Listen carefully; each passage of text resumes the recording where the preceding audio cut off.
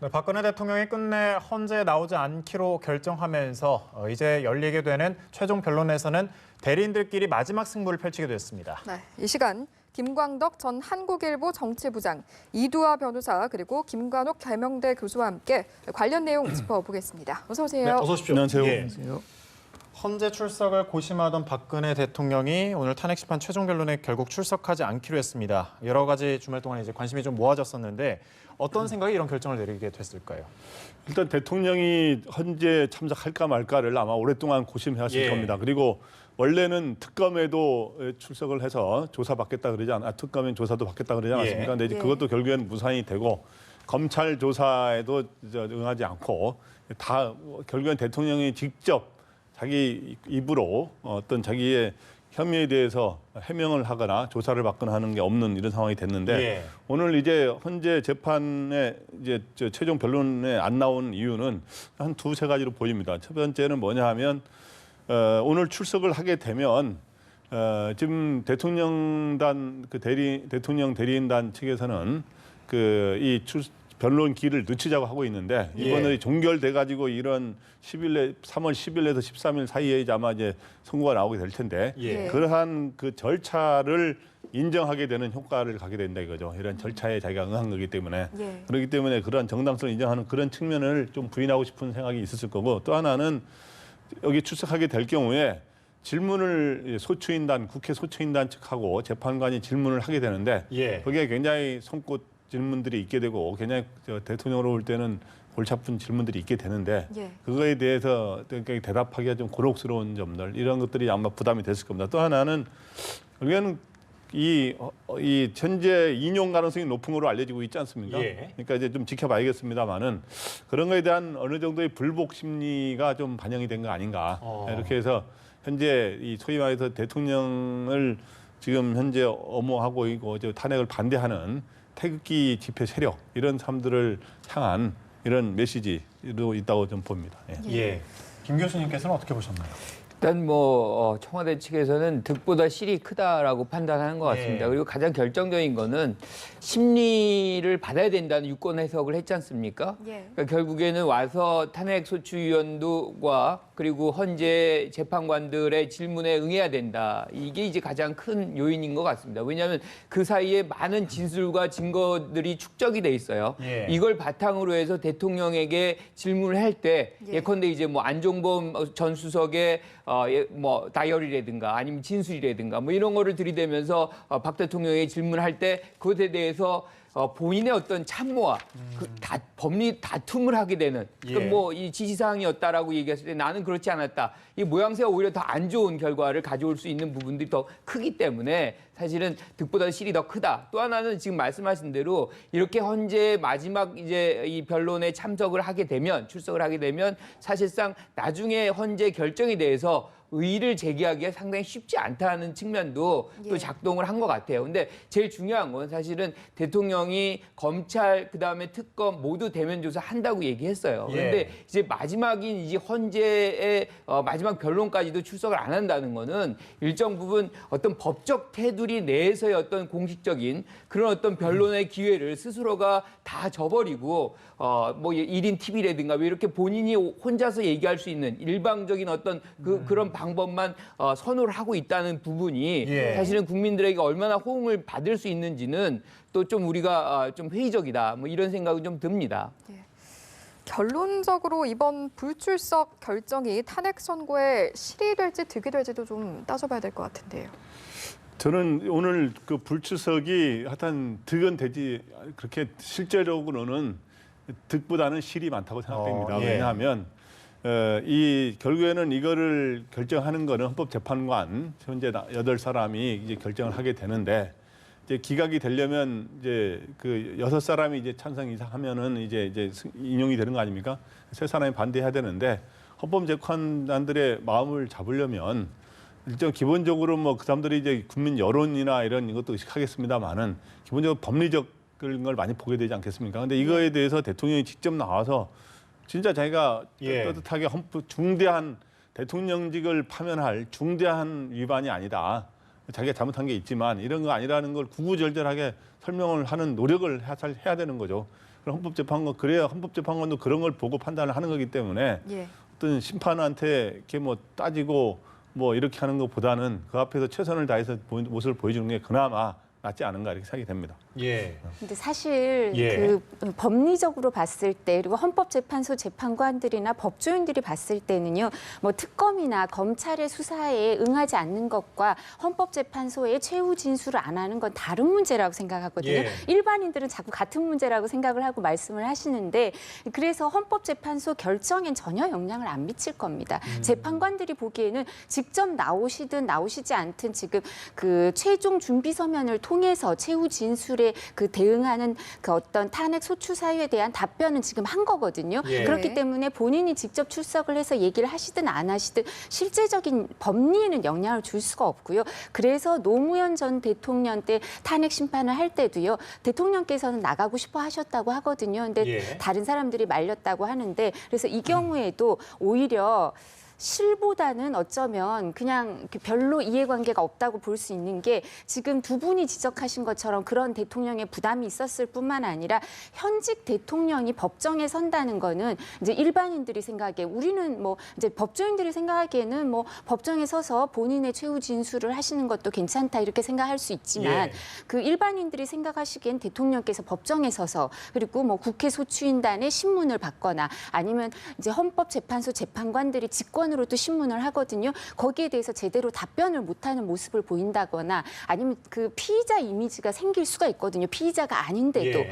그렇기 때문에 불명예로 남을 수 있기 때문에 이 부분에 대해서 이제 대리인단 중에서도 일부는 출석 안 하는 게 좋으실 거라고 얘기를 했고요. 근데 이제 참모들 입장에서는 대통령께서 이제 그 특검이나 검찰 수사에도 응하지 않았고 또 여기도 그 헌재 재판에도 탄핵 심판에도 가지 않으시면 그 최종 메시지를 제대로 국민들한테 전달할 수 없는 게 아닌가 또는 법 절차를 무시한다는 인상을 갖게 되는 게 아닌가라고 출석하는 게 좋다고 권한 참모도 있다고 하는데요. 예. 법조인들 눈에선 별 차이가 없습니다. 지금 법리적인 부분에 대해서 이제 말씀을 해주셨는데 그런데 실제로 이제 서면으로 제출하지 않았습니까? 아무래도 이제 보이는 부분도 있을 텐데 서면 제출은 어떤 의미로 봐야 될까요? 그 지금 말씀하신 대로 예. 252쪽의 어떤 서면이 제출이 그렇죠. 됐는데 이것은 사실은 출석을 한 내용을 출석 안 하면서 그걸 밝히는 거죠. 그러니까 예. 우리가 지금 헌재가 5가지 분야로 이제 압축을 시켜놨어요. 예. 예컨대 이제 뭐 최순실 국정농단에 대해서 뭐 국민 주권주의, 대의민주주의를 훼손한 거 부분, 그 다음에 이제 언론 자유 침해, 그 다음에 생명보호 의무 위반. 그리고 뇌물죄와 관련된 어떤 형사법 위반, 예. 그리고 블랙리스트와 같은 직권 남용. 뭐 이런 5가지로 지금 축약을 해놨는데 예. 이 부분에 대해서 사실이 아니다. 뭐 예컨대 뭐 이 하나하나 이제 구구절절히 얘기를 했겠죠. 예. 뇌물죄 같은 경우는 난 받은 적이 없다. 내가 스스로 받은 게 무엇이 있느냐. 이것은 최순실이가 받은 것이다. 뭐 등등에 예. 해서 이것들이 지금 국회 소추위원회에서 소추단이 제기한 그런 부분들이 사실이 아니라는 것을 252쪽에 하나하나 이제 적어놓고 있을 것이라고 예측이 됩니다. 일단 오늘 이렇게 최종 변론이 이루어지고 있는데 시청자 여러분께서도 어떻게 진행이 되는 건지 좀 궁금하실 것 같습니다. 변호사님 부탁드리겠습니다. 이제 최종 변론이 이루어지면 제일 중심이 되는 건 이제 최후 진술입니다. 양쪽 예. 다 이제 하고 싶은 얘기를 하게 예. 되는데 그 전에 뭐 주심 재판관이 추가 증거 조사 채택이라든가 뭐 간단한 절차적인 얘기를 할 수는 있는데요. 그 다음에는 이제 각자 하고 싶은 얘기를 하도록 기회를 주는데요. 이제 국회 측의 이제 소추위원단에서는 아마 4명이 보도가 되는 걸 봐도 알 수 있지만 4명의 변호사 내지는 소추위원장이 탄핵 사유에 대해서 왜 탄핵이 필요한지 그리고 구체적 탄핵 사유의 근거에 대해서 이제 나누어서 얘기를 하게 되고요. 예. 그래서 탄핵을 해야 된다 이런 입장을 쭉 펼칠 거고요. 그러고 나면 이제 그 이쪽 대통령 측 대리인단들은 또 시간을 갖고 이 부분에 대해서 탄핵이 왜 기각돼야 되는지 이제 그 부분에 대해서도 얘기를 하겠지만 지금까지 행동을 봤을 때는 이제 8명 재판관으로 심리를 내리는 건 적절치 않다. 공정성 문제를 또 삼을 것 같고요. 또 탄핵 소추 그 국회에서 탄핵 소추안 의견을 할 때 충분한 조사도 안 했고 적법 절차를 안 지켰다. 뭐 이런 얘기도 계속 하실 것 같습니다. 근데 각자 대리가 원칙이라고 그 대통령 측 대리인들이 주장을 하시는 걸 보면 아마 국회 측처럼 이렇게 탁 팀을 이루고 어제 회의를 했다고 하는 것처럼 1시간 내에 끝내고 이런 식으로 하지 않고 계속 릴레이 변론을 할 가능성도 있을 겁니다. 그리고 아마 저희도 이렇게 계신 분들을 아는 분들이 있거든요. 근데 뭐 김평우 변호사님이나 이런 분들이 또 길게 얘기하시면 다른 변호사님들이 말리기도 힘들어요. 말리기도 힘들기 때문에 할 수 없이 그냥 계속 하실 것 같고 그다음에 헌법재판소도 지금 계속 어떤 공정성 문제를 삼기 때문에 또 마지막 변론이기 때문에 그냥 시간을 주실 가능성이 큽니다. 하고 싶은 얘기를 한번 해보시라고 너무 길어지지 않는 범위 내에서. 그래서 2004년에 노무현 전 대통령 때는 국회 측에서 2시간을 쓰고 이제 대통령 측에서 1시간을 썼는데 이번에는 오히려 대통령 측에서 훨씬 시간을 길게 쓸 가능성이 큰 것 같습니다. 국회 측의 최종 변론문에는 어떤 내용이 담길까요? 국회 측에서는 이제 변론문은 이제 당연한 내용이죠. 그러니까 국회 측은 일종의 지금 검사 역할 아닙니까? 일반 재판으로 따지면 대통령이 이렇게 잘못해서 파면을 해야 됩니다라고 하는 거기 때문에 그 중요한 요지는 뭐냐면 중대하게 헌법을 위반했다 이런 건데 그동안 13가지 사유를 국회 측에서 들지 않았습니까? 처음에 이 탄핵안을 소추안을 가결할 때 그거를 이제 헌재에서 5가지로 헌법 위반 사항을 중심으로 5가지로 요약을 해라. 이렇게 해서 한 게 이제 보면은 그게 국민 생명권 보호 위반이라든가 이런 세월호 7시간과 관련될 수 있는 거죠. 그다음에 무슨 거기에다가 뭐 국민 주권 침해라든가 언론 자유 뭐 뇌물수수 등에 대한 어떤 법률 위반 그다음 뭐 직권 남용 등 여러 가지 한 5개 정도 되는 게 있는데 아마 이제 그런 것들을 대면서 이제 국회 측에서는 그렇게 할 거고 국회 측에 오늘 최종 서면을 이미 제출한 게 297쪽 아닙니까? 이제 오늘 이제 박 대통령 측에서는 252쪽으로 뒤늦게 제출했어요. 그래서 이 지금 대통령이 잘못했다고 주장하는 게 페이지수가 좀 많네요. 보니까 297쪽과 250 정도 차이가 나네요. 252쪽의 어떤 대결이 벌어지는 셈인데 아마 박 대통령 측은 아까 말했지만 대통령이 직접 또 서면으로 제출한 게 있고 대통령 측은 요지는 중대하게 헌법을 위반하지 않았다는 겁니다. 그래서 내가 사익을 취한 바가 전혀 없다. 이제 이런 식으로 요지가 돼서 이 논쟁이 어떻게 될지 이제 관심이 됩니다. 그런데 이제 하나 관심 갖는 거는 혹시 오늘 이제 대통령 측에서 필리버스터식으로 국회 필리버스터는 원래 국회에서 있는 거잖아요. 그럼 원래 합법적 의사진행 방해라 그래서 국회법상으로 보장이 돼 있는 거예요. 길게 발언할 수 있도록. 그런데 이제 이 법정에서는 제가 법정 전문가는 아닙니다만은 이거는 이제 소송 그 지휘권을 행사해가지고 딱 말할 때 짜라버릴 수도 있는 거기 때문에 오늘은 최대한도로 들어주는 모양새를 취하겠습니다만은 오늘 밤 늦게까지 갈 것 같은데 어떤 사람들은 뭐 내일까지도 갈 수 있는 거 아니냐 근데 그거는 좀 불가능하다고 봅니다. 지켜봐야 할 것 같고요. 그런가 하면 현재 박 대통령 측에서는 8인 체제 심판이 재심 사유에 해당한다 뭐 이런 주장을 하고 있는데 세 분께서는 어떻게 보시는지 궁금한데 먼저. 8인 체제라 그래서 재심이다. 이거는 사실 말이 안 되는 거예요. 왜냐하면 헌재는 단심제입니다. 그래서 이걸로 끝나는 겁니다. 그러니까 뭐 재심이라는 건 아예 있을 수 없는 것이고 7인까지가 심의 정족수가 충족이 되는 것이기 때문에 8인 체제라는 건 그걸 뭐 위에 있기 때문에 충분히 가능한 것이고 8인 체제이기 때문에 만약에 판결을 안 내린다. 이거 자체가 헌재의 직무 위기가 되는 것입니다. 그래서 그런 측면에서 봤을 때는 8인 체제라고 얘기하는 것은 기본적으로 이거를 지연시키거나 이 헌재 결정에 대해서 의혹을 품고 나중에 뭐 불복하려고 하는 그런 의도가 이 안에 깔려 있는 거 아닌가라는 생각이고 기본적으로 지금 계속 지연 작전을 대통령 대리인단에 썼는데 그것이 7명으로 만들기 위한 그런 노력이었는데 그것이 안 되니까 이제 8인 체제의 자체를 이제 의혹을 삼는 것이지 이거 자체의 어떤 법적인 하자라는 것 전혀 없다고 보는 것이죠. 교수님께서 말씀하셨는데 한 말씀 해주시죠. 이거를 이제 법적 논리를 서로 이제 될 거 아닙니까? 어차피 법리 논쟁이니까. 근데 이제 대통령 대리인단 측의 뭐 전체 의견이라기보다는 손범규 변호사 등이 아마 의견을 뭐냐 하면은 뭐로 근거로 했냐면 민사소송법상에 있는 판결 법원을 완전히 구성하지 못하면 재심 소송을 제기할 수 있다라고 하는 민사소송법상 그러니까 이제 헌법재판소가 민사소송법이나 형사소송법을 이렇게 준용하는 것들이 있지 않습니까?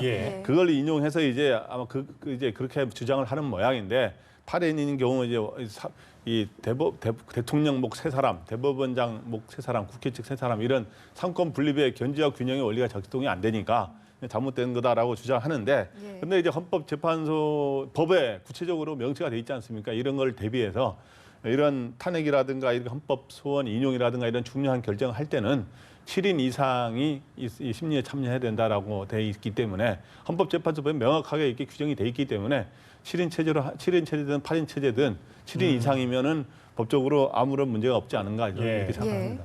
그리고 기존에 8인 재판관 체제 하에서 결정을 내린 예들이 있거든요. 그럼 그것도 이제 다 재심을 해야 된다는 얘기인지 그분들이 이제 재심 사유로 문제 안 삼고 지나갔으니까 그런데요. 그리고 기본적으로 지금 말씀하신 것처럼 그 헌법재판소의 심판은 형사소송법을 준용하지만 일정 부분 민사소송을 준용하기도 하고 그 기준은 이제 헌법재판소 재판관들이 법에 따라서 이제 정하시는 건데요. 이제 기본적으로는 단심 체제이기 때문에 재심이 된다고 할 수 없고요. 그리고 꼭 드리고 싶은 말씀이 그 8인 체제가 만들어질 수밖에 없는 게 그 지금 이정미 재판관의 후임은 대법원이 추천하고 대통령이 이제 형식적으로 임명하는 건데 그 부분에 대해서는 대법원이 절차를 진행하겠다고 입장을 밝혔습니다. 근데 박한철 소장의 후임이 임명이 안 되는 건 대통령이 형식적 임명권뿐만 아니라 실질적인 임명권, 지명권까지 행사하는 거기 때문에 이게 진행이 안 되는 건데요. 이 부분과 관련해서는 황교안 권한대행의 행사를 안 하고 있는 겁니다. 지명을 하면 그다음에 이제 국회에서 이 부분을 갖고 뭐 어떻게 할 건지 청문회를 할 건지 이 절차가 나가는데 지명을 아예 안 하신 거고요. 왜 황교안 권한대행이 그럼 지명을 안 했겠습니까? 이 부분과 관련해서는 대통령의 권한대행이 실질적인 임명권이 없다는 게 학자들의 입장이고 그뿐만 아니라 대법원의 해석이거든요. 그걸 어떻게 알 수 있냐면 지금 이제 오늘인가 내일 이상훈 대법관이 퇴임을 하는데 대법관의 후임이 안 정해져 있습니다. 대법원이 추천을 안 했어요. 왜냐하면 대법원이 추천을 하면 대법관을 임명하는 건 대통령의 실질적 임명권인데 권한대행이기 때문에 행사하기가 어렵다고 생각해서 대법원이 추천을 안 하고 있습니다. 그러니까 대법원에서 현재 우리나라 대법원이 황교안 권한대행의 실질적인 임명권을 인정 안 하는 거거든요. 그렇기 때문에 이제 황교안 권한대행이 헌법재판소에 박한철 소장의 후임을 임명을 못하고 있었던 겁니다. 그러니까 사실은 이 8인 체제는 권한대행이 사라지기 전에 대통령이 뭐 직무를 복귀하시든 아니면 다시 이제 대통령을 선출하는 상황이 벌어지든 그게 되기 전에는 좀 어려운 상황이거든요. 이거를 법조인들은 다 알고 있습니다. 그런데도 이런 주장을 한다는 것 자체는 절차를 지연시키기 위하거나 불복을 하기 위한 명분을 쌓기 용이라고 밖에 볼 수가 없죠. 네, 세 분 다 이 재심 사유에 해당하지 않는다 이렇게 정리를 해볼 수가 있겠군요. 지금 이제 그 시청자분들께서는 화면에 보시는 게 조금 전 헌법재판소 모습입니다. 지금 이제 계속해서 이제 진행이 되고 있을 텐데 계속해서 이제 질문을 드리면 대통령 대리인단 측이 탄핵 심판 결과에 대해서 불복종한다는 얘기까지 나왔습니다. 이거는 사법 체계를 전면적으로 부인한다 이렇게 봐야 되는 걸까요, 변호사님? 그러니까 사실 정치인들이 이런 주장, 특히 이제 대통령 선거에 나서는 분들, 이제 헌법을 수호하고라고 선서를 하겠다고 하시는 분들, 내지는 국회의원들도 이 선서를 하거든요. 법치주의를 수호하겠다는 선서를 하는데 그런 분들이 지금 광장에 나가서 이런 선동을 법치주의에 대해서 법치주의를 승복하지 말자라고 하는 발언은 너무나 위험하다고 생각합니다. 그렇지만 더 위험한 선동은 법률가들이 이런 선동을 하시는 거죠. 그렇다면 대통령 대리인단께서는 본인들이 원하는 결과, 그러니까 그 탄핵이 기각되면 그건 받아들일 수 있지만 탄핵이 인용되면 이제 불복종한다는 취지의 얘기 같은데 결론을 본인들이 정해놓으신 거면 그러면 왜 변론을 하고 계신지 모르겠어요. 그러니까 그 결론이 자기가 원하는 결론이 안 나오면 불복하겠다는 입장이면 그 재판소에 가서 지금 헌법재판소에서 심리에 참여하는 것 자체가 이것도 논리적으로 모순 아니겠습니까? 근데 법률가들이 사법 체계를 부인하면 이 법치주의가 뭘 근거로 이제 이 자리를 뿌리를 내릴 수 있겠습니까? 그래서 법률가들이 이런 선동을 하는 게 가장 위험하고 부적절한 선동인 것 같습니다. 정말 그런 행동을 하실 거라고는 전 믿고 싶지가 않습니다. 그런가 하면 헌재가 선고일을 언제 밝힐지도 주목이 되고 있는데 어떻게 전망하시는지. 그러니까 지금 둘 중에 하나죠. 3월 13일이나 아니면 3월 10일이나 뭐 이렇게 좀 보고 있는데 저는 개인적으로는 3월 10일이 좀 적절하고 헌재도 그걸 좀 하지 않겠나. 왜냐하면 3월 13일은 이정미 소장 대행이 퇴임하는 날입니다. 그렇죠. 그래서 아마 제 생각으로는 박한철 소장이 했던 것처럼 퇴임의 변을 얘기할 것 같아요. 그리고 특히나 이번에는 이 탄핵이라는 어마어마한 이제 한국 현대사의 가장 중요한 어떤 사건을 정리하면서 가는 부분이기 때문에 헌재의 어떤 중요성, 헌재 한계 뭐 이런 부분들을 이제 얘기를 하면서 해야 되기 때문에 3월 13일. 그리고 또 하나의 이유는 사실 3월 13일이면 상당히 불안정해요. 3월 10일로 해서 조금 더 이 상황을 안정적으로 관리할 필요성도 있지 않나. 그래서 3월 10일이 좀 적절한 날이 아닌가 이렇게 개인적으로 생각합니다. 예. 그 약 81일 만에 오늘 최종 변론기를 이렇게 맞았는데 그동안에 이제 헌재 심판 과정을 되돌아본다면 어떤 성과들을 좀 짚어볼 수 있을까요? 이번에 헌재 심판이 이제 예. 대통령 대리인단 측에서는 굉장히 너무 성급하게 졸속으로 이루어졌다고 주장하고 있습니다만은 과거에 노무현 전 대통령 때 그때에 비하면 여러 가지 이제 증인을 25명 증인을 신문을 했고 여러 가지 이제 이런 그 여러 가지 심리한 기간 그것도 보통 2배, 3배가 되고 여러 가지 그동안 또 시간으로 보더라도 만약에 3월 10일 날 전후에 이렇게 하게 될 경우 한 90일 가까이 이렇게 하게 되는 상황이어서 이 심판 소위 심리에 걸리는 시간이 90일이어서 옛날 노무현 대통령 때는 63일을 했거든요. 그런 정도 했기 때문에 노무현 전 대통령 때는 비교적 이제 사유가 이제 크게 말해서 한 가지였거든요. 헌법 선거법 위반 발언, 이 소지가 있는 발언을 한 거고 이번에 이제 13가지 사유를 했기 때문에 더 길게 해야 된다라고 하는 게 대통령 대리인단 주장입니다만은 어쨌든 그렇게 하면서 또 이 뭐 자료 같은 것도 뭐 여러 가지 지금 검찰 수사, 특검 수사와 관련된 여러 가지 자료도 받은 것도 수만 쪽에 또 자료를 받지 않았습니까? 이런 걸 통해서 하는 거에 하여튼 결정하는 거기 때문에 나름대로 의미가 있는데 어떻든 그러나 이제 대통령 대리인단 측에서는 지금 현재로서는 그냥 불리하다고 보고 굉장히 이거를 이제 별로 인정하지 않으려고 하는 그런 모습을 보이고 있는 거죠. 불리하다고 말씀을 해주셨는데 그래서 그런지 몰라도 하야설에 대한 이야기도 조금씩 나오고 있거든요. 어떻게 전망하십니까? 하야설이 상당히 오늘 이제 사실 특검의 어떤 연장 거부로 인해서 약간의 어떤 상황적 변화가 온 것 같아요. 왜냐하면 하야를 했을 때 이제 자연인이 되기 때문에 바로 이제 구속이 될 수 있다, 구속 수사가 될 수 있다. 그래서 하야를 못한다, 뭐 그런 얘기가 있었는데 지금 이제 특검이 소멸되면서 사실상 이제 구속 수사는 이제 모면하는 거기 때문에 이제 그런 가능성도 이제 만들어진 것이고 또 하나가 이제 탄핵을 모면할 수 있다는 오명에서 벗어날 수 있다는 그런 장점이 있기 때문에 조금 어떤 가능성은 좀 생긴 것 같아요. 그런데 여전히 이제 뭐 이 친박도 그렇고 청와대에서도 부인을 하고 있지 않습니까? 그런데 가장 결정적인 거는 하야를 한다는 것은 지금의 모든 혐의를 사실상 인정하는 꼴이 되는 거기 때문에 지금까지 모든 것을 부인해 온 상황에서 그걸 갑자기 뒤엎는다는 거 굉장히 사실 맞지 않는 거죠. 또 하나가 뭐냐면 향후 재판 과정에서 어떻게 하든 법적 처벌을 면하기 또 어려운 측면이 있어요. 근데 가장 중요한 건 사실은 정치적인 거라고 생각을 해요. 만약에 하야를 선택을 하게 되면 지금 바깥에 나와 있는 뭐 친박 세력들이 뭐 매주 이렇게 하고 있는데 이런 결속력이 완전히 와해되면서 사실상 정치적 소멸의 길로 갈 수밖에 없는 그런 측면이 있기 때문에 저는 개인적으로 박 대통령이 하야를 선택하지는 않을 것이다라고 생각을 합니다.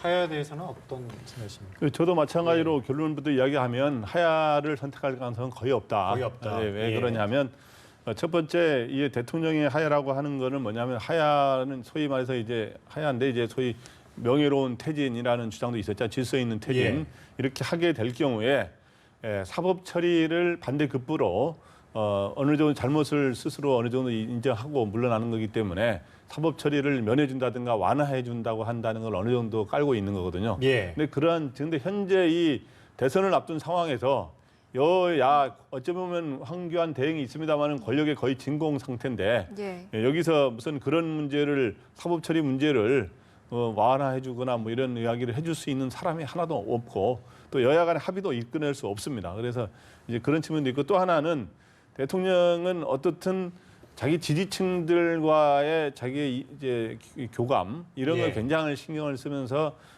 이 나중에 어떻든 사법 처리가 되든 안 되든 지지층들에게 자기 정치적 영향력을 행사하려고 하는 그런 의도를 좀 갖고 있는 것 같아요. 그런데 여기서 하야를 해버릴 경우에 그러한 바로 그러한 동력이 다 사라지고 예. 지지층들과의 관계도 이제 사실상 단절이 되는 그런 쪽으로 갈 가능성이 있다고 보기 때문에 예. 이제 어떻든 박 대통령 본인 자신은 이런 걸 하야를 실력이 없다라고 예. 보고 안 할 거로 봅니다. 두 분께서는 이제 하야는 좀 불가할 것이다 이런 입장이신데 탄핵 기각이든 인용이든 이 헌재에서 어떤 결과가 나오든 간에 아무래도 후유증이 좀 불가피할 것 같거든요. 이념 갈등으로 확대할 것 같은데 이 부분은 어떻게 생각하십니까? 뭐 불가피할 것 예. 같습니다. 지금 뭐 몇 주에 걸쳐서 몇 달이죠 사실상 이렇게 예. 뭐 촛불 집회, 뭐 태극기 집회 갈등을 하고 있는데 이것이 지금 뭐 남은 13일이 됐건 10일이 됐건 그때까지 더 치열해질 가능성이 더 높아요. 그리고 예.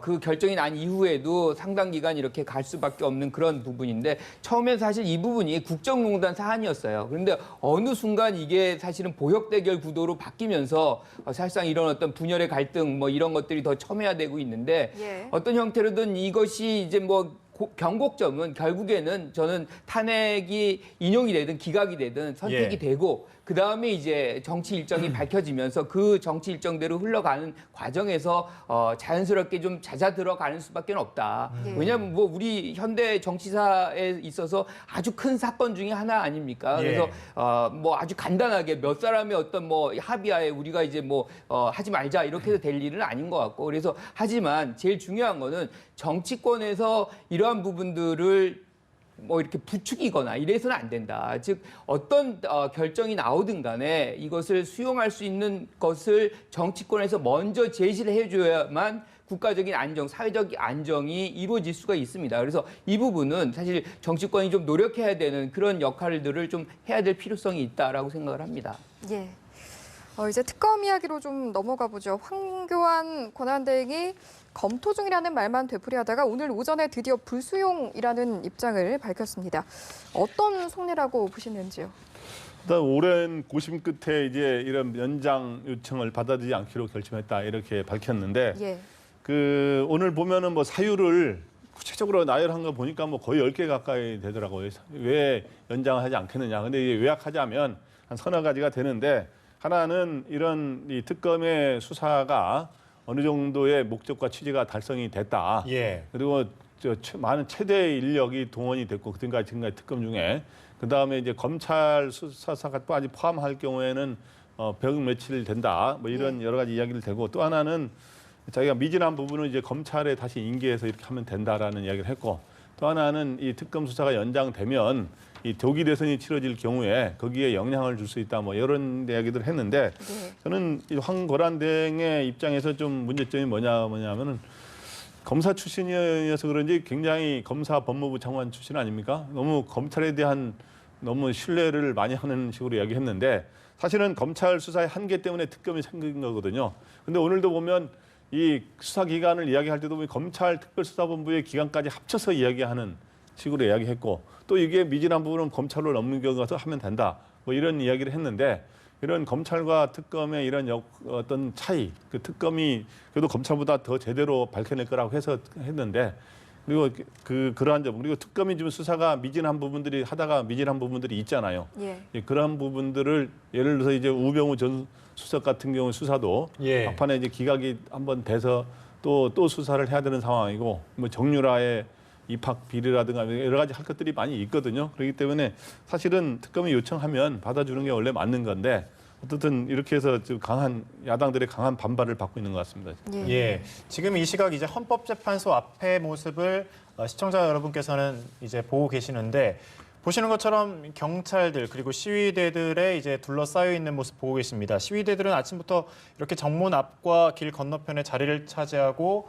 보시는 것처럼 이제 고성의 구호를 외치고 있는데 다시 이제 돌아가 보겠습니다. 황권한 대행 오늘 특검 연장 불수용 입장을 밝혔는데 이 부분에 대해서는 어떻게 보십니까? 사실은 뭐 여기서 예. 가장 중요한 얘기는 특검 연장 안 하는 것이 예. 국정 안정에 바람직하다. 이게 사실은 요지였던 건데 여기 얼마나 많은 국민들이 동의할지 모르겠습니다. 왜냐하면 사실은 안정이라는 것은 뭔가 문제가 다 정리됐을 때 안정이 되는 것이지 이렇게 마무리가 안 된 상태에서 자의적으로 이것이 뭐 안정을 가져온다라고 판단하는 것은 국민들의 동의받기 좀 어려운 측면이 있습니다. 예. 왜냐하면 지금 특검이 내세우는 부분들이 사실은 이재용 부회장에 관련해서도 구속 기간을 8일로 연장을 해놨어요. 이거는 결국에는 아직 수사가 미진하니까 예. 연장을 해서 더 수사를 해야 될 필요성이 있다는 것을 강력하게 메시지를 보낸 것이고 예. 거기다가 이영선 행정관 같은 경우는 지금 뭐 70개의 차명폰 등등해서 많은 것들 그다음에 세월호 7시간에서도 왜냐하면 가장 가까이 대통령 옆에 있었기 예. 때문에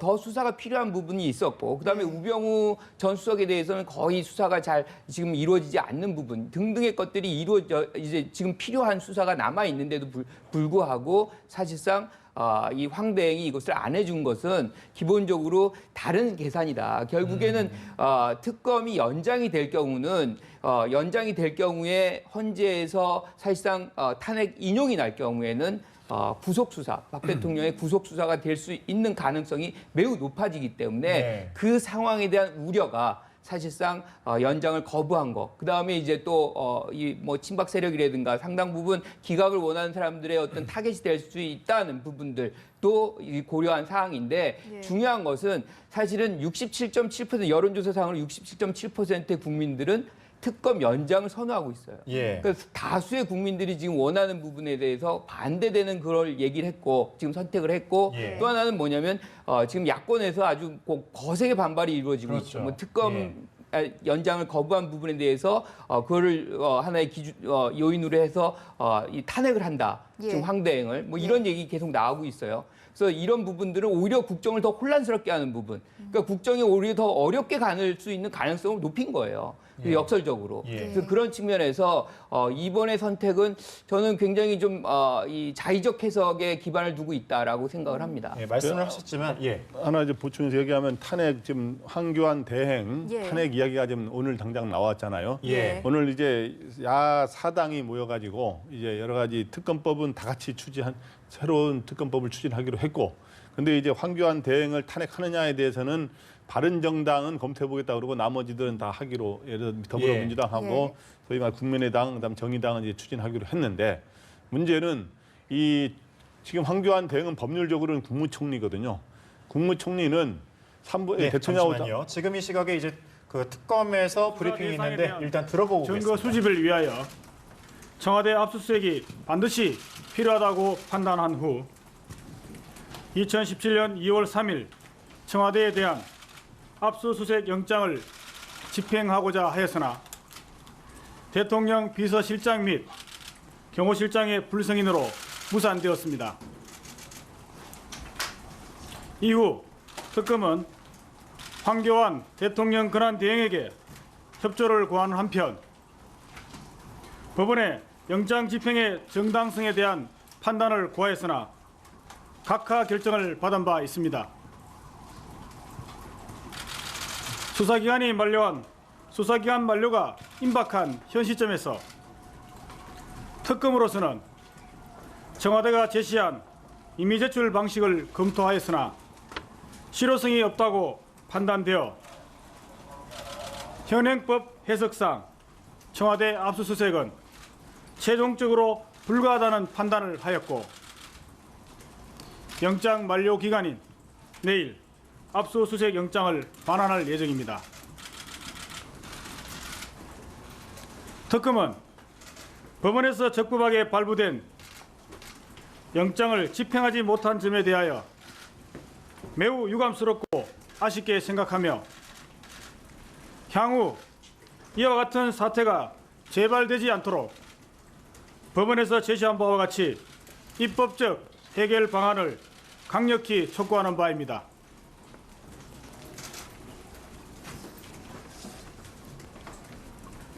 다음은 대통령 대면 조사 관련입니다. 특검은 수사 필요상 대통령 대면 조사가 반드시 필요하다는 원칙 하에 조사 장소, 시간, 형식 및 공개 여부 등 모든 조건을 대통령 측의 요구를 최대한 수용하여 협의를 진행하였습니다. 이에 따라 특검은 지난 2월 9일 대통령에 대한 대면 조사를 하기로 대통령 측과 합의한 후 준비하였으나 특검이 비공개 약속을 어겼다는 이유로 대통령 측은 대면 조사를 일방적으로 거부하였습니다. 위와 같은 대면 조사 거부에도 불구하고 특검은 조사 진행을 위하여 대통령 측과 몇 차례 추가 협의를 하였으나 조사 과정의 투명성과 공정성 확보에 관한 의견 불일치로 인하여 대통령 대면 조사는 결국 이루어지지 않았습니다. 특검은 대통령 대면 조사가 무산된 것에 대하여 유감의 뜻을 표함과 아울러 매우 안타깝게 생각하는 바입니다.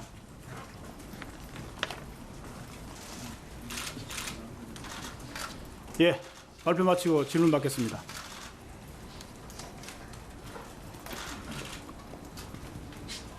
예, 마이크 여기 쪽에. 네.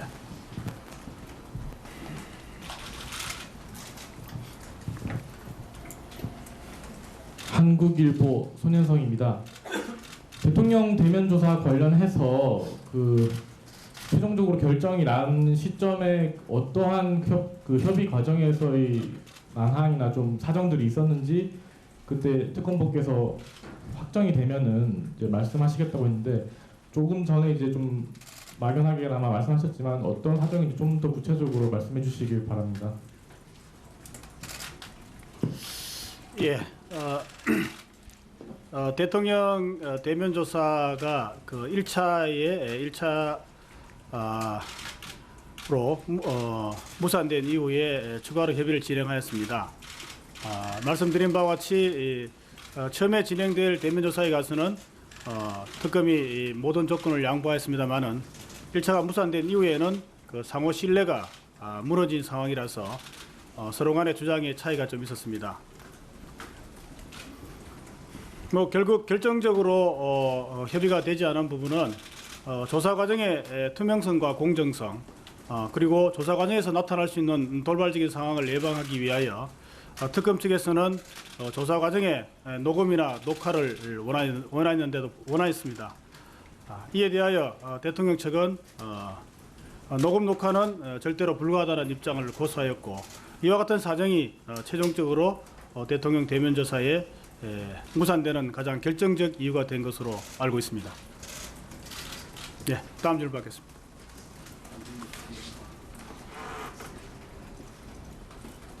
네, 말씀하십시오. 네, 저 미디어 오늘의 송가영 기자인데요. 그 우병우 전 수석 관련해서 그 영장에 기재된 혐의로 불구속 기소하는 게 아니라 전체를 다 검찰에 수사 인계하겠다는 보도가 났는데 그에 대한 확인과 그 결정에 대한 특검의 판단 이유를 듣고 싶습니다. 예, 그 우병우 전 민정수석에 대하여서 그동안 검토를 해왔습니다. 오늘 최종적으로 수사기한 연장이 불성이 되었기 때문에 특검에서 선택할 수 있는 방법은 두 가지로 보여집니다. 첫 번째는 특검에서 현재 조사하고 영장 청구한 피의사실을 기준으로 하여 불구속 기소하는 방안과 모든 지금까지 그 수사한 상황을 전체적으로 종합하여 검찰로 이첩하는 방안 두 가지가 아마 고려 대상인 것으로 알고 있습니다. 현재 아직까지 최종적으로 결정된 상황은 아니지만 두 가지 방안에 있어서 그 장단점을 특검에서는 고려하고 있습니다. 현재로서는 특검에서 수사했을 경우에 수사 대상의 제한과 그리고 지금 기소할 경우에는 다른 개인적인 비리에 대해서 조사가 되지 못한다는 그런 염려 때문에 현재로서는 모든 상황을 종합하여 검찰로 이첩하는 방안에 약간 무게가 실리고 있는 상황입니다. 최종적인 결정은 내일 할 예정입니다. 네, 말씀하십시오. 네, 대치동 특검 사무실 연결해서 브리핑 들어봤는데 저희가 이제 특검 관련 내용으로 이야기를 하던 중에 이렇게 브리핑을 연결해봤습니다. 같이 들었는데 어떻게 들으셨나요? 지금 결정적으로 이게 마지막 아닙니까? 그래서 이제 내일 피의자를 일괄 기소한다. 그런데 저는 개인적으로는 특검이 일종의 많은 성과를 낸 특검이다. 다른 어떤 특검에 비해서 성과를 굉장히 많이 냈다. 예컨대 뭐 교육농단에 관련된 부분, 그리고 사실은 처음에는 제기도 되지 않았던 블랙리스트 건은 뭐 특검이 거의 만들어낸 아주 잘된 성과다라고 얘기할 수 있고요. 뇌물죄, 그다음에 비선 의료, 뭐 거의 수사가 마무리됐는데 이런 것이 성과라고 한다면 사실상 지금 혐의자들, 피의자들 대부분이 청와대에서 근무했던 사람들이에요. 그래서 실질적으로 이런 것들을 밝혀내려면 청와대 압수수색이 필요하고 그다음에 대통령의 어떤 대면 조사가 필요한데 이 부분이 이제 막힌 거죠. 그러다 보니까 여기는 한계였던 부분으로 이제 드러나는 것. 즉 양면이 분명히 나타나고 있는 것 같아요. 그런데 어쨌든 간에 성역 없는 수사를 했고 뭐 이런 많은 성과를 냈다는 측면에서는 이런 특검이 우리의 어떤 미래의 어떤 검찰상 일종의 롤 모델이 돼야 하는 거 아닌가. 그래서 지금 뭐 이 많은 성과를 배경으로 해서 많은 국민들이 또 지지하고 있지 않습니까? 이런 부분들은 특검의 큰 성과 이렇게 평가를 해주고 싶습니다.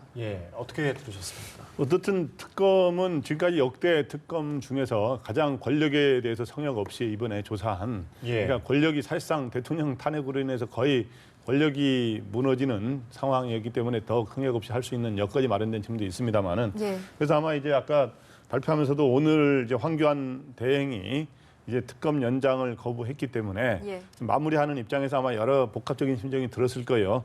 이제 뭐 나름대로의 지금까지 성과에 대해서 보람을 느끼기도 했지만 또 이제 더 해야 될 것들을 못하는 그런 아쉬움들이 있는데 지금까지 이번에 그 성과가 많이 있습니다만은 그 중에 이제 눈에 띄는 게 대통령 이재용 부회장을 뇌물 공여죄로 이렇게 해서 결국에는 그거를 밝혀내면서 대통령과 최순실 이런 그다음 삼성 간의 뇌물 공여 이 문제를 밝혀내는 게 아마 주력을 했고 그 다음에 이제 또 블랙리스트 이 수사를 통해서 김기춘 이 정부의 왕실장이라고 했던 김기춘 전 비서실장이나 조윤선 전 장관 등을 구속하는 이제 아마 장관급 이상이 5사람이 구속이 되겠죠, 수색시켰죠. 근데 이제 그러나 이제 역시 이번 특검의 이제 한계라 그런다면 대통령 대면 조사가 이루어지지 않았고 청와대 압수수색이 이루어지지 못했고 또 우병우 전 수석이 어떻든 이 정권의 사정기관에 상당한 책임자였는데 어떻든 우병우 전 수석이 영장이 기각이 됐고 나머지 또 기업들 수사가 잘 마무리되지 않은 이런 여러 가지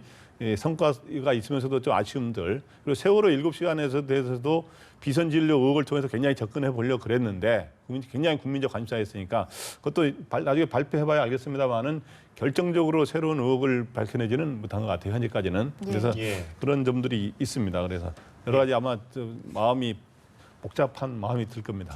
알겠습니다. 실제로 특검이 규명하지 못한 수사 대상이 여러 남아 있잖아요. 우병우 정유라 기업 뇌물죄 수사. 이제 어떻게 좀 불가능해졌다고 봐야 될까요? 아니요, 불가능한 건 아니죠. 왜냐하면 지금 이제 특검에서도 내일 입장을 밝히겠다고 했지만 우병우 전 수석 문제와 관련해서는 개인 비리라든가 이런 게 수사가 이루어지지 않았기 때문에 지금 현재 상태에서 불구속 기소를 하는 게 아니라 여러 관련 자료를 직권남용 직무유기 이런 혐의랑 관련해서 이제 개인 비리랑 관련된 자료도 첩보가 있겠죠. 이 부분을 검찰로 이첩하겠다. 그럴 가능성이 크다라는 얘기를 하고 있는데요. 일정 부분 수사가 진행돼 있지만 이 부분과 관련해서는 이제 그 검찰로 공이 넘어간 거라고 할 수 있을 겁니다. 근데 지금 특검 입장에서 가장 아쉬운 거는 이제 두 분께서도 말씀해 주셨지만 대통령에 대한 수사 문제가 있을 거고요. 그리고 두 번째는 우병우 수석에 대한 문제가 가장 클 겁니다. 뭐 정유라 얘기는 하셨습니다만 정유라와 관련된 다른 사람들은 처벌이 돼 있고 사실 기소가 돼 있는 상황이고요. 정유라 씨는 송환이 어려울 겁니다. 지금 거기서 뭐 만약에 이제 EU에 있으니까 거기에 인권 재판까지 받겠다 이런 식으로 한다면 국내 송환이 어려우니까 수사가 어디서 하든 어려울 수밖에 없는데요. 대통령 수사와 관련돼서는 탄핵이 기각이 되느냐 인용이 되느냐에 따라서 이제 검찰에서 이 부분과 관련해서 수사를 할 거고요. 근데 만약에 탄핵이 인용이 돼서 이제 대선 일정이 바로 잡힌다면 그렇다면 검찰 입장에서는 이제 바로 전에 대통령에 대해서 수사를 하는 게 좀 부담이 될 수밖에 없어서 이제 일정을 좀 천천히 잡을 수는 있을 겁니다. 근데 우병우 수석과 관련된 수사가 가장 관심을 가질 수밖에 없는데요. 이제 지기추상 대인춘풍이라 그러죠. 남을 대할 때는 봄바람처럼 하고 자기한테 대할 때는 가을서리처럼 해야 된다고 검찰 내부 인사 그리고 직전까지 검찰 인사를 좌지우지해서 우병우 라인을 사정기관에 다 만들어 뒀기 때문에 실제 수사를 못한 게 아니냐는 의혹이 국민들 사이에 있는 거 아니겠습니까? 이제 우병우 수석과 그다음에 우병우 수석에 대해서 탄원서를 내준 지금 현재 청와대에 근무하고 있는 내지는 근무했던 검사들이 탄원서를 많이 내줬다고 하는데요. 그분들 주장에 의하면 우병우 수석은 법을 어기는 걸 하진 않고 직무 범위 내에서 법을 어기기 전까지 이제 직무를 성실히 수행했다는 주장을 하고 있는데 이 부분도 검찰 내에서도 우병우 라인이 있으면 우병우 라인에 끼지 못한 사람들도 있을 수밖에 없고요. 예. 그리고 정권이 변화할 가능성도 있다고 생각하니까 여러 가지 첩보가 있을 수밖에 없어서 예. 이와 관련해서도 검찰에서 수사를 하더라도 일정 부분 이제 수사 시간이 길어지고 또 이제 또 여러 가지 정보가 있다면 뭐 여러 가지 정말 잘못한 게 있다면 밝혀내지 않는다면 검찰이 이걸 제대로 밝혀내지 않는다면 다음 정권에선 공수처가 신설되거나 경찰의 수사권이 일부 떨어져 나갈 가능성도 있기 때문에 예. 이 부분에 대해서 예민할 수밖에 없을 겁니다. 어쨌든 이렇게 특검 수사 현장이 무산되면서 특검이 조사하던 내용들이 이제 검찰로 넘어가게 될 텐데 특검의 수사와 검찰의 수사 어떤 차이가 있나요? 특검의 수사와 검찰의 수사는 가장 큰 차이점은 이제 시간에 제한이 있느냐 없느냐일 수밖에 없는 것 같습니다. 예. 만약 특검이 연장됐다면 황교안 권한대행의 입장에서 가장 부담스러운 게 특검은 연장되고 탄핵은 인용됐을 때 그러면 대통령께서 지금 박근혜 대통령에 대한 그 특검은 수사를 그냥 자신들의 기간 30일 내지는 50일, 30일이겠죠. 그럼 30일 내에 대통령에 대한 수사를 가장 강력하게 밀고 나갔을 가능성이 큽니다. 그리고 삼성 외에 다른 기업의 뇌물죄에 대해서도 수사를 했겠죠. 그렇다면 30일 내에 그걸 하고 결론을 내고 기소를 하고 싶어 할 텐데 그렇다면 이게 신병 문제는 어떻게 될 거냐 이런 문제가 생길 수밖에 없는 문제가 있고요. 근데 검찰은 아까 말씀드린 것처럼 탄핵이 기각되든 인용되든 만약에 기각이 된다면 내년 2월 25일 이후에 실제 대통령에 대한 수사가 이루어지겠죠. 근데 탄핵이 인용된다면 바로 수사는 이루어지겠지만 대선 일정이 60일 이내에 잡히기 때문에 대선에 영향을 미치고 싶어 하지 않는 심리가 검찰에 있을 수밖에 없습니다. 대통령 신병과 관련해서는 여러 가지 뭐 보수층이 결집될 수도 있고 아니면 또 뭐 이제 진보 진영에서 불만이 나올 수도 있고 대권 주자들의 이해관계가 다 달라질 수도 있기 때문에 아마 검찰에선 시간이 있다고 생각하고 탄핵이 인용되는 경우에는 대통령에 대한 수사는 시간을 좀 가질 가능성이 큽니다. 예. 특검 수사가 이제 연장이 되지 않아서 특검팀으로는 한계가 있는 수사다. 뭐 이런 오점을 좀 남기게 됐는데 그동안의 특검 수사 성과 또 아쉬운 점이 있다면 어떤 점이 될 수 있을까요? 지금 뭐 말씀이 다 거의 대부분 됐는데 제일 중요한 거는 뭐 지금 뭐 의료 부분이라든가 뭐 뇌물죄라든가 뭐 블랙리스트, 뭐 교육농단, 뭐 거의 다 이루어졌어요. 이루어졌는데 마무리가 지금 안 되고 있는 부분인 거죠. 그러니까 지금 뭐 뇌물죄도 삼성만 돼 있고 뭐 SK인이 지금 거론됐던 회사들이 거의 안 돼 있지 않습니까? 예. 우병우 건도 그렇고. 그다음에 사실은 어떻게 보면 이 건에서 가장 중요한 사실은 이 관련자는 정유라예요. 근데 정유라는 지금 돌아오지도 않고 있고 이런 선상이 한시적인 어떤 특검의 부분이 한계를 구조적으로 가질 수밖에 없었던 그런 요소였던 거죠. 그런데 지금 사당이 지금 특검법 새로운 특검법을 만드는 거에 합의를 하고 있다고 얘기를 지금 나오고 있는데 그것이 좋은지 아니면 지금의 어떤 이 특검을 실질적으로 연장하는 것을 정세균 의장이 직권상정하는 것이 좋은지 이것은 좀 정치권에서 좀 내밀하게 좀 생각을 해서 빨리 조속한 시간 내에 빨리 결정을 해야만 이거 혼란이 가중이 안 된다고 생각을 해요. 왜냐하면 이거 길어지면 길어질수록 특검을 연장하고자 하는 많은 국민들은 굉장히 분노하고 그것이 또 뭐 이번 주 토요일 날 또 수요일 바로 이제 3월 1일 날 또 집회들이 있을 텐데 이런 것들이 또 표출될 가능성이 굉장히 있기 때문에 정치권에서 이 부분에 대해서 먼저 선제적으로 좀 조치를 할 필요가 있다라고 생각을 합니다. 예. 최근에 이정미 재판관이 신변 위협을 받기도 했고요. 헌법재판소의 현재 최종 변론을 앞두고 여론도 상당히 대립하는 모습을 보이고 있다고 하는데요. 시위도 상당한 것 같습니다. 네, 그래서 지금 현재 여론으로는 탄핵을 찬성하는 여론이 상당히 높죠. 75%에서 넘는 그런 상황인데 예. 그러나 이제 집회 이 길거리에서 보면은 이번 주말도 보면은 광화문과 대한문을 중심으로 소위 말 촛불 집회와 태극기 세력. 예. 이제는 태극기 세력도 이제 숫자가 많이 늘어나서 진짜 어디가 많으냐고 서로 막 주장을 하는 이런 상황까지 와서 예. 보면서 저는 그런 생각을 가졌어요. 그 두 집회를 하는데 그 사이에 경찰이 이제 버스로 차벽을 만들었잖아요. 그 거리가 300~400m 되는데 그걸 보면서 이런 국론 분열의 모습이 진짜 대협곡 같은 느낌이 강을 건널 수 있는 그런 정도가 아니라 예. 그런 느낌을 받았다는 사람들이 있던데 보니까. 근데 이런 거는 그리고 뭐 진짜 이 헌법재판관에 대해서 여러 가지 위협을 하는 이런 이야기가 나오고 특히 아까 했지만은 또 그 대통령 대리인단 측에서 만약에 이 자기 심리가 공정하지 못해서 만약에 자기는 공정하지 못해서 주장하는 거죠. 예. 인용이 되면 아스팔트가 뭐로 물들여진다라고 피로 물들여지는 그런 표현까지 이 법률 대리인단까지 이렇게 하는 건 말이 안 되는 거고 여기에 이제 정치인들이 또 약간의 그런 거를 활용하는 측면이 있어요. 그래서 예. 저는 이러한 국민 분열을 막기 위해서는 첫째 대통령 스스로가 국민 통합을 강조하면서 대통령이 되지 않았습니까? 대통령이 먼저 이 결과에 승복하겠다고 하는 사과하면서 승복하겠다고 하면서 그리고 앞으로의 이러한 여러 가지 세대결을 자제해달라고 하는 뜻을 대통령 먼저 밝혀야 되고 그리고 여야 대선 주자들이 예를 들어서 정세균 국회의장 누가 나서기 그러니까 정세균 국회의장이 나서가지고 여야 대선 주자를 모아서 이런 거를 다짐하는 그런 식으로 가면서 이 국론을 이 분열을 극단으로 가지 않도록 그렇게 하는 게 필요하다고 봅니다. 예. 예. 또 저희가 이제 앞서 특검 브리핑 연결 때문에 하지 못한 얘기가 있잖아요. 황교안 대통령 권한 대행 탄핵 관련된 얘기도 했었는데. 네, 그 부분도 좀 사실은 우려되는 측면이 있더라고요. 보니까 지금 현재 대통령이 탄핵이 됐는데 대통령 권한 대행 총리까지 탄핵이 되면 그다음에 이제 다시 경제부총리로 내려가는 또 초유의 상황이 만에 하나 벌어질 수 있는데 예. 제가 이게 법을 찾아봤더니 지금 현재는 바른정당은 지금 탄핵을 할지 말지에 대해서 이 총리까지 탄핵하는 것에 대해서는 고민스러운 모양이에요. 그러나 예. 이거는 대통령 탄핵과 달리 대통령 탄핵 때는 국회의원 3분의 2가 찬성이 있어야 되거든요. 예. 그렇기 때문에 바른정당이 없으면 안 돼요.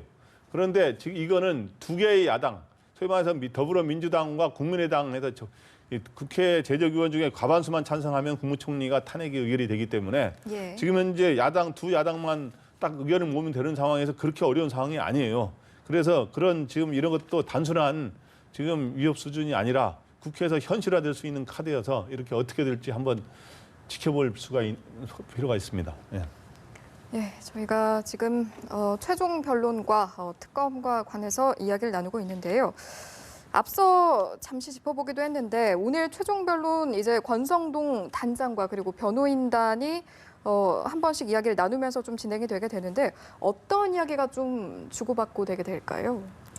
근데 아까도 말씀을 드린 것처럼 예. 이제 오늘 최후 진술을 하게 되면요. 이제 준비 서면을 거의 300쪽 가까이 쓰거나 뭐 250쪽 이상 쓰거나 했는데 그 내용을 다 얘기하면 안 되고요. 저기서는 이제 가장 중심이 되는 얘기를 하는데 일단 뭐 권성동 위원장 같은 경우는 왜 탄핵이 필요한지 탄핵의 사유를 구체적으로 이제 구체적 사유에 대해서 아주 조목조목 설명하기보다 큰 그림에 대해서 소추위원장이니까 설명을 하게 될 거고요. 네. 그다음에 이제 변호사 세 분이 나오셔서 각각 영역을 나누어서 구체적 탄핵 사유에 대해서 어떤 근거로 왜냐하면 지금 증거 조사를 했거든요. 헌법재판소에서도 증인도 불러서 진술도 듣고 특검에서 갖고 온 수사 기록도 있었고 그런 걸 정리해서 이제 아주 간략하게 말씀을 할 거고요. 그래서 한 사람당 한 15분으로 이제 시간을 제한해서 하겠다고 하는데 이제 대통령 측에서는 이제 얘기를 하게 되면 이렇게 1시간 내에 하실지는 잘 모르겠고요.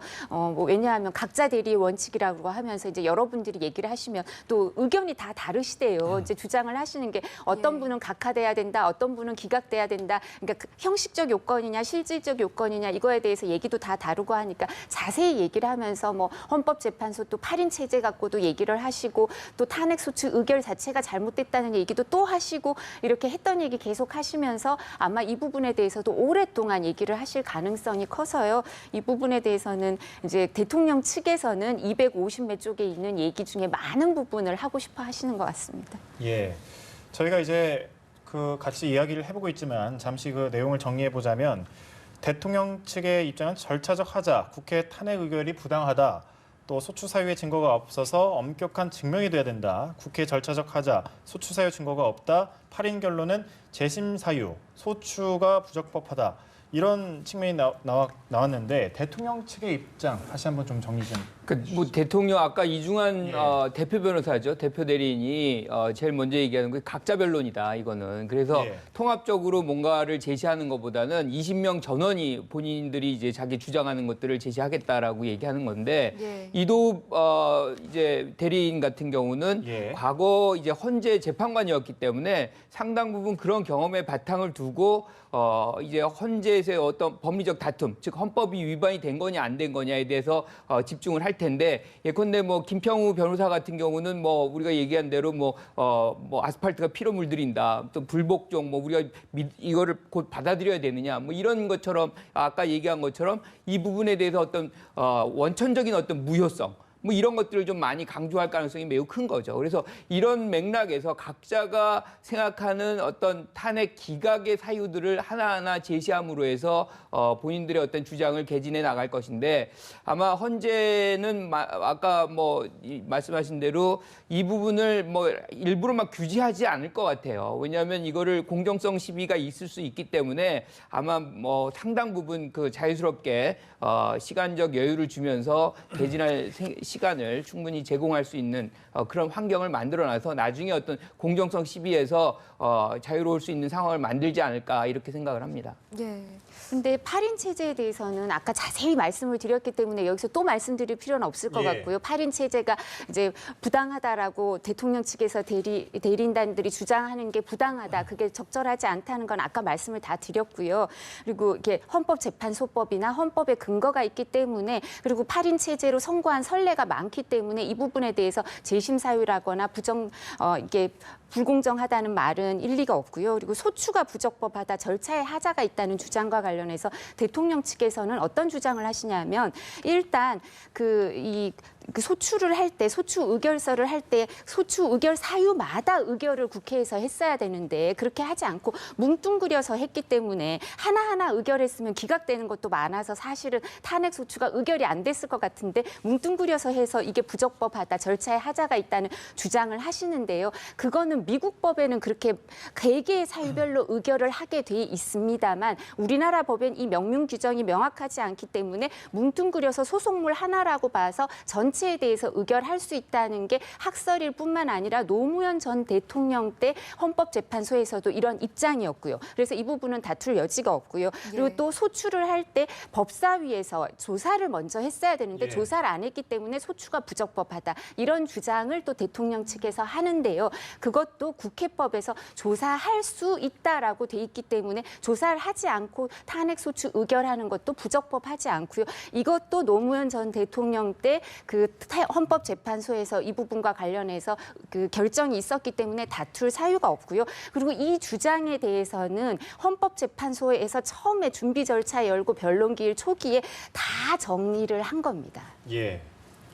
그러니까 지금 보면은 오늘 이제 양측 간의 변론은 크게 세 가지 쟁점으로 전개된다는 거 아닙니까? 제가 아까 말했지만은 대통령 대리인단 측에서 절차적 하자, 절차적으로 국회에서 탄핵 소추안을 의결하는 과정에서 하자가 있느냐 없느냐인데, 이제 대통령 대리인단 측에서는 소위 비유법으로 얼마 전에 그랬잖아요. 섞어찌개식이다 이거는. 그래서 13가지 거를 다 뭉뚱그려 가지고 이렇게 해서 아까처럼 일일이 하지 않고 이렇게 했다 그러는데, 오늘 대통령 이제 대리인단은 그런 주장하지만 국회 소추인단 측에서는 그 13가지가 다 문제가 있어서 우리는 포괄적으로 그렇게 했다라고 아마 그렇게 반박을 할 것이고, 그다음에 중대한 그 탄핵 어떤 사유에 대한 이런 것이 증거가 나타난 게 없다라고 오늘 이제 대통령의 그 답변서에도 보면 이제 세 가지를 크게 이야기했다는 거예요. 자기는 사익 취한 바가 없다 그러고, 미르와 K재단에는 일종의 자기 문화 영성과 창조경제 차원, 그런 국정운영 차원에서 한 거고, 또 세월호 7시간에 드러난 것이 별로 없지 않느냐 이렇게 한다는데, 아마 이제 국회 측에서는 오늘 그동안 최순실 국정농단과 관련해서 검찰 수사와 특검 수사를 통해서 박 대통령이 공범으로 명시가 됐고, 다 이런 게 때문에 중대한 헌법상의 위반 사유가 된다라고 아마 이제 그렇게 할 거고, 아까 이제 8인 체제가 적당하냐, 과연 가능하냐 아니냐에 대해서는 또 이 대통령 대리인단에서 8인 체제가 문제가 있다 그럴 텐데, 국회 측에서는 헌법재판소에서 7인 이상이면 된다고 돼 있지 않느냐 하는 그러한 논쟁을 하면서 대통령 대리인 단체는 어떻든 조금이라도 시간을 더 끌어보려고 하는 어떻든 그 13일을 넘길 수 있을까라는 막연한 기대를 오늘 아마 지금 현재로서는 13일 전에 하는 걸로 돼 있는데 그런 거를 위한 마지막 시도를 하기 위해서 대통령이 오늘 서면으로 했습니다마는 또 다른 뭐 변론 기회를 잡을 수 있냐라는 시도를 마지막으로 할 거로도 보입니다. 예. 이 선거 일자도 또 중요하잖아요. 3월 10일이냐 13일이냐 어떤 의미가 달라진다고 보십니까? 3월 10일 날 선거하느냐 3월 13일 날 선거하느냐가 그 탄핵의 인용이냐 기각이냐에는 큰 영향을 관계없는데 그거를 바꿀 정도는 아닌데 대조기 대선 일자와 상당히 관련돼서 중요합니다. 사실은 조기 대선. 조기 대선. 예, 그래서 왜냐하면 탄핵이 인용될 가능성이 현재 높은 걸로 알려지고 있지 않습니까? 근데 탄핵이 인용될 경우에는 60일 이내에 선거를 치르도록 돼 있는데 보통 이제 선거가 수요일 날 치르게 돼 있어요. 그렇게 되면 3월 이번에 13일 날 만약에 이정미 소장 대행이 나가는 3월 13일 날 선거를 할 경우는 5월 10일이 아마 이제 수요일 날인가 될 겁니다. 아마 5월 10일이 대선이 치러질 가능성이 높은데 그럼 벌써 5월 중순으로 넘어갈 때쯤에 치러지는 거잖아요. 근데 소위 말해서 벚꽃이 완전히 진 뒤에 치러지는 겁니다. 그런데 3월 10일 날 선거할 경우는 5월 10일 날 하기는 어렵단 말이죠. 그러면은 5월 9일 날 이렇게 하면 또 그게 요일이 또 마치 이 주말과 끼어 있는 좀 가까운 데면은 이제 그 논란이 있을 수 있기 때문에 원래 수요일 하려면 4월 26일 가능성이 높아지거든요. 그렇기 때문에 벌써 선거 날짜가 보름 차이가 날 수도 있는 경우에 따라 그런 거기 때문에 지금 현재로서는 그 보름도 지금 현재 이 지금 하루하루가 급하게 돌아가는 선거판에서는 그것도 굉장히 중요하거든요. 그런 거 있는데 그래서 오늘 혹시 이 언제 선고할지를 오늘 밝힐지 안 밝힐지가 주목이 되는데 이제 한번 좀 지켜봐야 될 것 같습니다. 이렇게 오늘 최종 변론에서 선고일 지정 가능성도 조금 엿보이는 것 같은데 어떻게 전망하시는지? 아마 오늘 선고일을 결정할 것 같지는 않아요. 왜냐하면 평의가 들어가니까 평의가 이제 뭐 딱 정해져 있는 것이 아니고 그 안에서 이제 실질적으로 어느 정도 그 안에 공감대가 형성이 돼야만 되는 거기 때문에 아마 평의 과정 속에서 어느 날이 좋겠다. 너무 늦지는 않겠죠. 하지만 이제 3월 초순경까지는 어느 정도 윤곽을 만들겠지만 당장 오늘 마지막 변론일에 언제 하겠다라고 얘기할 것 같지는 않아요. 그런데 지금 말씀하신 대로 이게 뭐 결국엔 대선 날짜하고 연동이 돼 있기 때문에 그러니까 60일 이내에 해야 되는 거죠. 그렇기 때문에 이제 특히나 민주당 내에서는 지지율의 격차가 이제 있고 거기서 추격해야 되는 후보들 입장에선 조금 더 시간을 이제 많이 벌고자 하는 그런 것들이 있어요. 그래서 그런 분들한테는 아까 말씀하신 대로 뭐 5월 10일이라든가 뭐 이런 것들이 좀 더 선호하는 날짜가 될 수밖에 없는 거죠. 그래서 그것도 아마 고려 사항이 되지 않을까 싶은데 어쨌든 기본적으로 뭐 인용이 된다는 걸 전제로 하는 거죠, 지금요. 인용이 전제로 하는 건데 5월 초순경까지는 만약 인용이 된다면 대선이 윤곽이 이제 확실히 드러나게 된다라고 보여지는 것이죠. 지금 최후 변론이 진행이 되고 있죠. 지금 화면에는 조금 전 헌법재판소 모습과 지금 이 시각 헌법재판소 앞의 모습을 이제 보고 계시는데 최후 변론 오늘 이 이후의 절차는 어떻게 되나요? 지금 이제 이정미 권한대행이 이제 소장 권한대행을 하고 있고요. 이제 주심은 강일원 재판관으로 여야가 합의한 추천 몫입니다. 이제 여야가 합의한 국회에서 추천한 몫인데요. 근데 사실 우선 제가 말씀드리고 싶은 건 이 재판관들 구성에 대해서 꼭 한 말씀 드리고 싶은데 제가 이제 국회에서 법제사법위원회를 할 때 이제 헌법재판소가 피감 기관이니까 저 청문회에 참여를 했는데 대부분 그 이명박 정부 때 이제 임명이 됐던 분들이에요. 그래서 기본적으로 구성이 이정미 재판관도 저도 청문회를 했었는데 부장 판사를 하다가 발탁이 되신 분이죠. 여성 몫으로. 근데 보수적입니다. 여성이라든가 소수자의 인권에 대해서는 좀 진보적일 수 있지만 기본적으로 다 보수 성향이 강하고 야당 추천 몫인 김희수 재판관 외에는 거의 다 이제 보수적인 분들이고요. 그래서 통진당 해산할 때 8대1로 나왔죠. 8대1로 나올 수밖에 없는 이 보수적인 성향의 분들이기 때문에 정말 치열한 고민을 할 겁니다. 치열한 고민을 하는데 이제 평의 절차라 그래서 이제 그 여러 회의를 할 겁니다. 이제 저분들이 지금 8명이죠. 9명이 아니고 8명이 모여서 여러 번 회의를 하시면서 가장 마지막까지 보안을 철저히 지키시거든요. 그래서 3일 전쯤 보통 선고 일자를 알려주시는데 그 3일 전에도 그 하나하나 탄핵 사유에 대해서 이제 답은 서로 얘기했을 수 있지만 전체 그런 파면을 할 건가 말 건가에 대해서는 그 선고 날짜를 정할 때조차도 입장을 서로 안 밝혔을 수도 있습니다. 그 정도로 이제 마지막 날까지 최대한 보안을 유지했다가 주문을 쓰거든요. 그래서 주심 재판관하고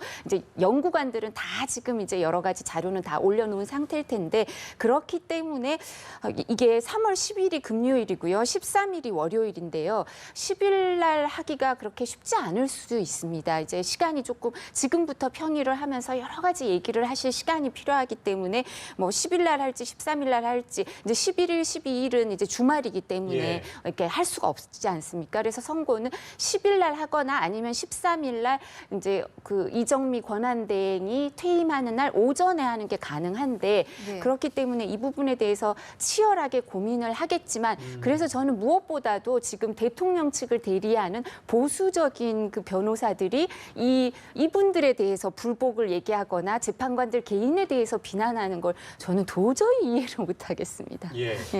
그만큼 사실은 법리 다툼에서 자신이 없다. 그러니까 뭐 그런 거를 이제 반증하는 걸 수도 있는데 지금 아까 말씀하신 보수가 곧 보수 어떤 사안에서나 다 보수적 입장 또는 보수자들을 대변하는 뭐 그런 거는 아닙니다. 원래 보수주의자들의 보수의 가장 중요한 가치 중에 하나가 사실은 법치거든요. 준법이고. 이제 그런 부분에서 아마 바라볼 거기 때문에 이분들이 보수 성향이 있다 없다와 이번에 어떤 탄핵 인용과 뭐 이 기각의 문제하고는 큰 차이는 저는 뭐 거기에 큰 영향은 안 미칠 것이다. 특히나 뭐 우리가 지금 상당 부분 뭐 이 자료들이라든가 진술이라든가 증거리들이라든가 뭐 이런 것들이 나와 있기 때문에 합리적 판단을 아마 이 헌재에서 하지 않을까 그런 기대를 해봅니다. 그래서 지금 보면은 이 헌재에서 탄핵 심판 이제 선고가 다가오니까 지금 현재 이 시중에서는 가끔 이제 여러 소문들이 돌고 있지 않습니까? 지금 재판관 8사람 중에 뭐 1명이라든지 2명이나 3명이 뭐 반대하고 있는 걸로 알고 있다. 뭐 이런 이야기도 소문들이 돌고 있습니다만은 결론적으로 이야기하면 지금 자기 의견을 표명한 사람이 지금 한 명도 없고 그렇기 때문에 그런 것들은 우리가 그런 거에 현혹돼서는 안 되고 그런 것들은 소위 말해서 요즘 말하는 가짜 뉴스라고 사실 볼 수 있는 거고 저는 이 헌재 재판관들이 보수 성향이 많은 건 사실입니다만은 이 사람들은 지금 현재 이런 자기 성향을 떠나서 이런 중대한 거는 우리가 공직에 맡아본 사람들은 다 알겠지만 이 자기 개인의 또 감정과 이런 거로만 판단하는 게 아니라 이런 여러 가지 지금 아마 2가지를 보고 판단할 겁니다. 법리적으로 진짜 이 중대헌법 위반이냐, 또 국민 여론도 어느 정도 가만히 될 거고 이런 걸 통해서 합리적 결정이 나올 거로 저는 기대를 하고 있습니다. 그리고 또 한 가지가 이 탄핵은 사실 과거에 대통령이 어떤 위법 행위를 했느냐는 것도 보지만 사실은 이 직무를 계속 수행할 수 있느냐 없느냐 미래에 대한 어떤 결정의 성격이 굉장히 강하거든요. 그러니까 계속해서 직무 수행이 가능한 사람이냐는 것을 보기 때문에 그러한 측면에서 본다면 사실은 여러 가지 이제 형법적인 그런 것도 있지만 더 중요한 어떤 정치적인 어떤 그런 맥락에서 판단의 근거를 좀 활용할 가능성도 매우 높다라고 봅니다. 여기까지 듣겠습니다. 세 분 오늘 말씀 고맙습니다.